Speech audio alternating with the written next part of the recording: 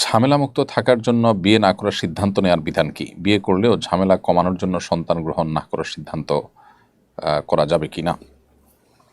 ঝামেলামুক্ত সংসারের যে ঝক্কি ঝামেলা সেটা এড়াবার জন্য বিয়ে না করে যদি কেউ থাকতে চান, শরিয়ার দৃষ্টিকোণ থেকে সেটি জায়েজ হতে পারে যদি তিনি তার নিজের চরিত্রকে হেফাজত করতে পারবেন বলে তার নিজের প্রতি নিজের সে আত্মবিশ্বাস এবং কনফিডেন্ট থাকে, তবে এটিকে শরিয়া উত্তম কোনো কাজ মনে করে না।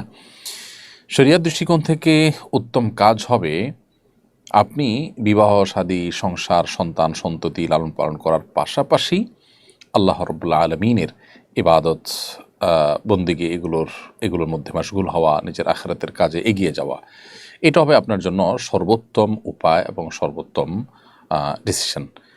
আর এই মতটি অধিকতর শক্তিশালী। যদিও ইমাম শাফি রাহিমাহুল্লাহ সহ কোনো ইমামদের মত হলো যে যদি কেউ দ্বীনি ইলম এবং ইবাদত বন্দেগীর জন্য বিবাহমুক্ত জীবন গঠন করতে চায়, রাখতে চায়, তো সেটা তার জন্য উত্তম। তাদের মতে নবী করিম সাল্লাল্লাহু আলাইহি ওয়াসাল্লামের হাদিসের দিকে তাকালে আমরা দেখতে পাই তিনি বলেছেন বিবাহ তার সুন্নাহর অন্তর্ভুক্ত।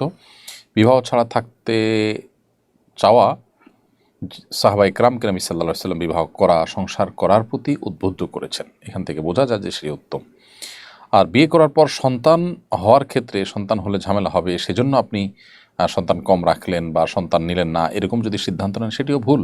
কারণ নবী করিম সাল্লাল্লাহু আলাইহি ওয়াসাল্লাম বিভিন্ন হাদিসের আলোকে বোঝা যায় সন্তান গ্রহণ করতে বিরত থাকার বিষয়টিকে তিনি মোটেও প্রশংসার চোখে তিনি দেখেননি, বরং এটিকে কোনো ক্ষেত্রে বৈধতা দেওয়া হয়েছে, জাস্ট এইটুকু। কিন্তু এটি কখনো উত্তম নয়। নবী রাসূলদের আল্লাহ সুবহানাহু ওয়া তাআলা যে সন্তান সন্ততি দিয়েছেন, সংসার তাদের ছিল, এরপরে তারা নবী রাসূল হয়েছেন, যদি এটা উত্তম হতো সন্তান গ্রহণ না করাটা, তাহলে সেক্ষেত্রে তারা কিন্তু সে পথে যেতেন।